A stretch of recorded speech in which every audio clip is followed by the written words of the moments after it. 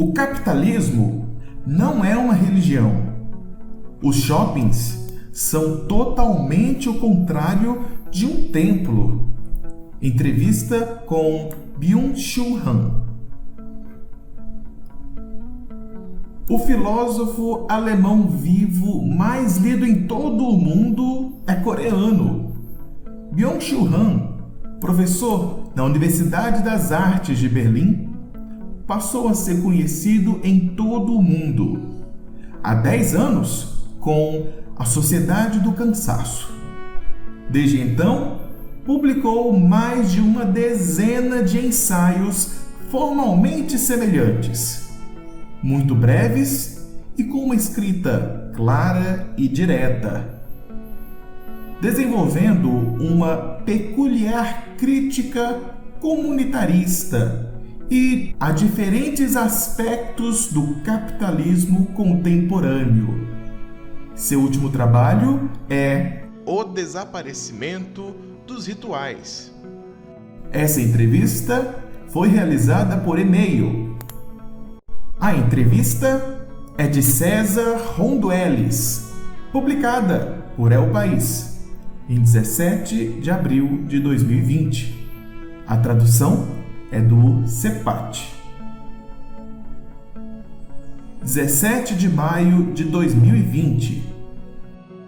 Em seu livro, você define os rituais como ações simbólicas que geram uma comunidade sem necessidade de comunicação. Ao contrário, segundo expõe, nas sociedades atuais, prevalece muito mais a comunicação sem comunidade. Como imagina esta comunidade sem comunicação perdida? Os exemplos que você apresenta pertencem ao passado ou a pequenos povoados camponeses e insiste em que a causa desta destruição comunitária é o neoliberalismo. Houve outras épocas do capitalismo mais abertas aos rituais. A modernidade e a comunidade são incompatíveis ou a incompatibilidade se dá exclusivamente entre capitalismo e comunidade? O desaparecimento dos rituais ressalta sobretudo que, na atualidade, a comunidade está desaparecendo. A hipercomunicação, consequência da digitalização, nos permite estar cada vez mais interconectados, mas a interconexão não traz consigo maior vínculo nem proximidade. As redes sociais também acabam com a dimensão social ao longo do ego no centro. As redes sociais também acabam com a dimensão social ao colocar o ego no centro. Apesar da hipercomunicação digital em nossa sociedade, a solidão e o isolamento aumentam. Hoje, somos continuamente convidados a comunicar nossas opiniões, necessidades, desejos e preferências, inclusive para que contemos nossa vida. Cada um produz e representa a si mesmo. Todo mundo pratica o culto, a adoração ao eu. Por isso, digo que os rituais produzem uma comunidade sem comunicação. Ao contrário, hoje prevalece a comunicação sem comunidade. Cada vez celebramos menos festas comunitárias. Cada um celebra somente a si mesmo. Deveríamos nos libertar da ideia de que a origem de todo o prazer é um desejo satisfeito. Só a sociedade de consumo orienta-se para a satisfação de desejos. As festas não têm a ver com o desejo individual. No jogo coletivo, não se procura satisfazer seu próprio desejo. Antes, entrega-se à paixão pelas regras. Não estou dizendo que tenhamos que voltar ao passado. Pelo contrário, defendo que temos que inventar novas formas de ação e jogo coletivo que se realizem para além do ego, o desejo e o consumo, e criem comunidade. Meu livro se encaminha para uma sociedade que vem. Esquecemos que a comunidade é fonte de felicidade. Também definimos a liberdade de um ponto de vista individual. Freiheit, a palavra alemã para liberdade, significa, na origem, estar com amigos. Liberdade e amigo têm uma etimologia comum. A liberdade é a manifestação de uma relação plena.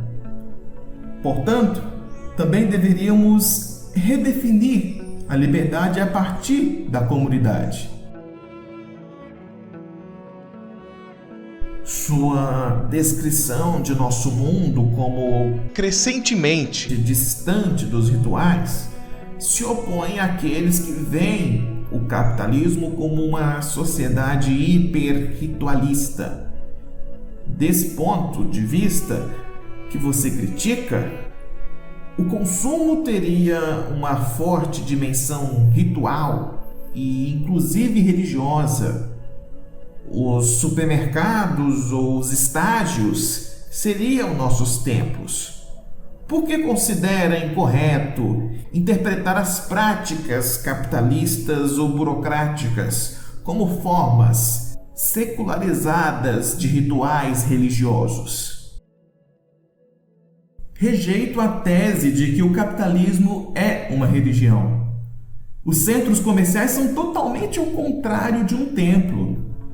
Nos centros comerciais e no capitalismo em geral, domina uma atenção particular.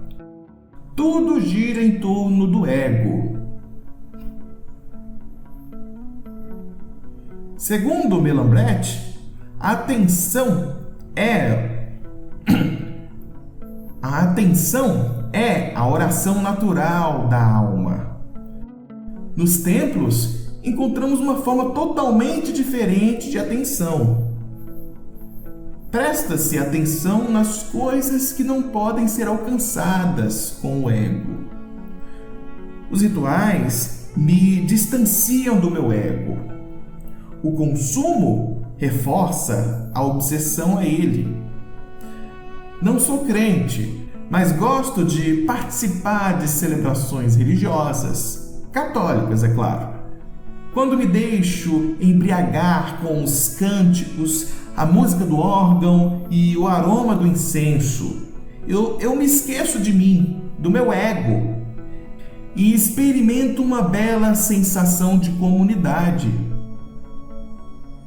Em meu livro, cito um apontamento de Peter Handke. Com a ajuda da missa, os padres aprendem a tratar bem as coisas. A maneira delicada de segurar o cálice e as hóstias, a limpeza tranquila das taças, a maneira como viram as páginas do livro e o resultado desse belo modo de tratar as coisas. Uma alegria que dá asas ao coração. Hoje em dia, damos um uso muito diferente para as coisas. Nós as esgotamos, consumimos e destruímos. Nos rituais, nós as tratamos de uma maneira totalmente diferente, com cuidado, como se fossem amigas. As coisas ritualizadas também podem criar comunidade. Os rituais possuem um fator de repetição, mas é a repetição animada e vivificadora. Não tem nada a ver com a repetição burocrática, automática. Hoje em dia, procuramos constantemente novos estímulos, emoções e experiências e esquecemos a arte da repetição. O novo se trivializa rapidamente e se torna rotina. É uma mercadoria que se consome e volta a inflamar o desejo de algo novo. Para escapar da rotina, do vazio, consumimos ainda mais novos estímulos, novas emoções e experiências. A sensação de vazio é precisamente a que ativa a comunicação e o consumo. A vida intensa que atua como reivindicação do neoliberalismo não é senão consumo intenso. Existem formas de repetição que criam autêntica intensidade. Encanta-me, Bach. Já toquei mais de 10.000 vezes as áreas das variações Goldberg. E cada vez experimento uma felicidade. Pessoalmente, não preciso de nada novo. Encanta-me as repetições, os rituais da repetição. Uma tese muito sugestiva de seu livro é que os rituais permitem que os valores de uma comunidade sejam assimilados corporealmente. Parece-me uma ideia próxima daquela que dizia Pascal: se não acredita, ajoelha-se, haja como se acreditasse e a crença chegará por si só.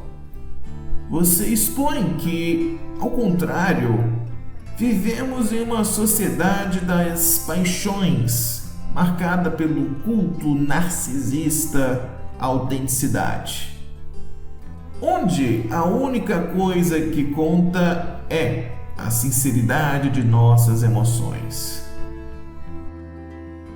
Os rituais ancoram a comunidade no corpo. Sentimos fisicamente a comunidade. Justamente na crise do coronavírus, em que tudo se desenvolve pelos meios digitais, sentimos muita falta da proximidade física. Todos nós estamos mais ou menos conectados digitalmente, mas falta a proximidade física, a comunidade palpável fisicamente.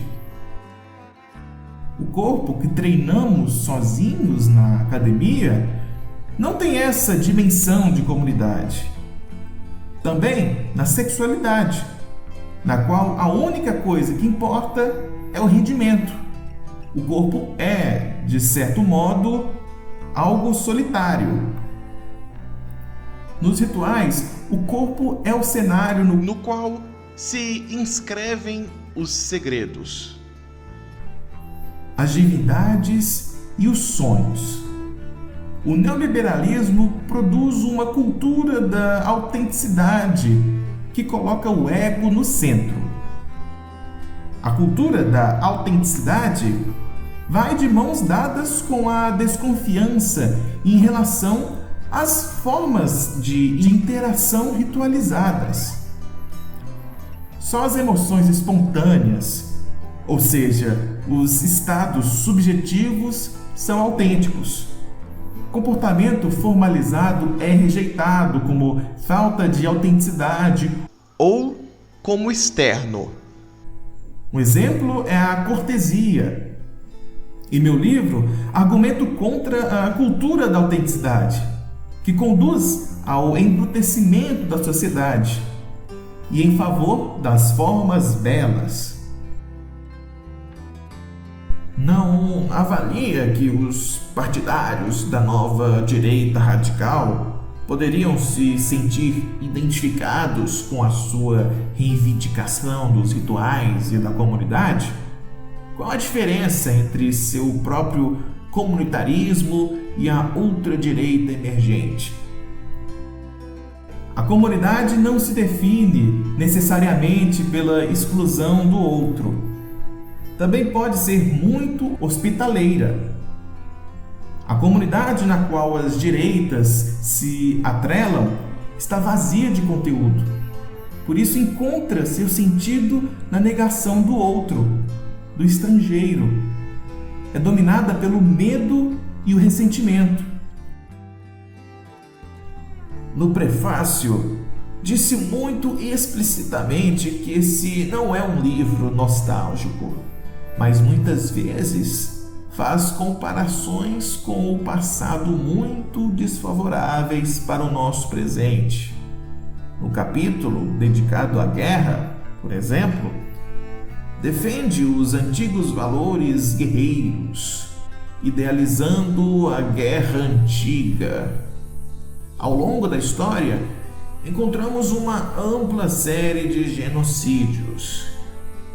A matança indiscriminada não é exatamente uma invenção capitalista. Só gostaria de destacar que a cultura humana está se desritualizando cada vez mais e a conversão da produção e do rendimento em valores absolutos está acabando com os rituais. Por exemplo, a pornografia aniquila os rituais da sedução. Nas ordens da cavalaria europeias, o objetivo principal não era matar o adversário. A honra e o valor também eram importantes. Na guerra com drones, ao contrário, o fundamental é matar o inimigo, que é tratado como um criminoso. Após a missão, entrega-se solenemente aos pilotos dos drones um cartão de pontuação, que certifica quantas pessoas mataram. Também quando se trata de matar, o que mais conta é o rendimento.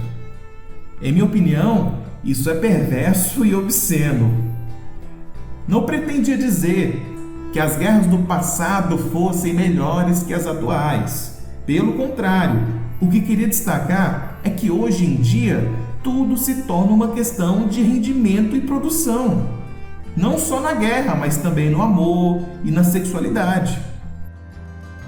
Em seu ensaio, relaciona o auge do Big Data com uma guinada em nossa concepção de conhecimento, que cada vez mais entendemos como algo produzido maquinalmente. Chega a falar que é um giro dadaísta, análogo ao giro antropológico do iluminismo. É o dadaísmo a conclusão de um caminho irreversível que já estava antecipado nas origens da modernidade. O dadaísmo é uma forma pornográfica de conhecimento que anula o pensamento. Não existe um pensamento baseado nos dados. A única coisa que se baseia nos dados é o cálculo. O pensamento é erótico. Heidegger o compara com o Eros. O bater das asas do deus Eros o acariciava cada vez que dava um passo significativo no pensamento e se atrevia a se aventurar em um terreno inexplorado. A transparência também é pornográfica. Peter Handke disse em uma das suas anotações: quem disse que o mundo já está descoberto? O mundo é mais profundo do que pensamos. A pandemia da Covid-19 está tendo um enorme impacto, não apenas em termos sanitários e econômicos, mas também em nossa subjetividade compartilhada. Em apenas alguns dias, a noção de biopolítica se tornou muito intuitiva. Em que medida acredita que a comunicação sem comunidade que você diagnostica em nossas sociedades está afetando a maneira como estamos vivendo a pandemia? A crise do coronavírus acabou totalmente com os rituais.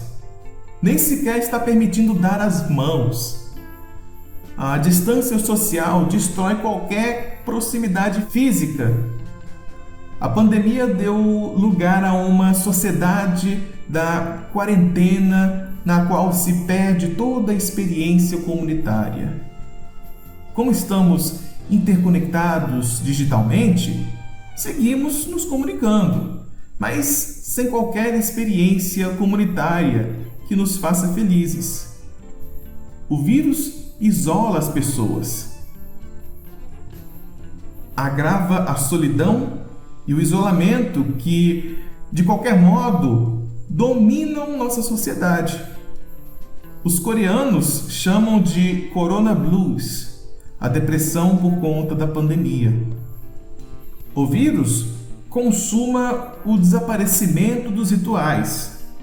Não considero difícil imaginar que, depois da pandemia, os redescubramos. Acredita que a pandemia constitui um marco histórico similar à crise de 2008, que se traduzirá em transformações políticas profundas? Que mudanças sociais acredita que experimentaremos com base no coronavírus? Como consequência da pandemia, caminhamos para um regime de vigilância biopolítica. O vírus deixou descoberto um ponto muito vulnerável no capitalismo. No menor dos casos, impõe-se a ideia de que a biopolítica digital, que torna o indivíduo e seu corpo objeto de vigilância, é o suficiente para tornar o capitalismo invulnerável ao vírus. No entanto, o regime da vigilância biopolítica significa o fim do liberalismo. Nesse caso, o liberalismo não terá sido mais do que um breve episódio. Mas eu não acredito que a vigilância biopolítica vá derrotar o vírus. O patógeno será mais forte. Segundo o paleontólogo Andrei Noll, o ser humano é somente a cereja da evolução. O verdadeiro bolo é composto por bactérias e vírus que ameaçam atravessar qualquer superfície frágil e inclusive reconquistá-la a qualquer momento. A pandemia é a consequência do investimento brutal do ser humano em um delicado ecossistema. Os efeitos da mudança climática serão mais devastadores do que a pandemia. Os efeitos da mudança climática serão mais devastadores que a pandemia. A violência que o ser humano exerce contra a natureza está se voltando contra ele com mais força. Nisso, considere a dialética do antropoceno, na chamada Era do Ser Humano. O ser humano está mais ameaçado que nunca.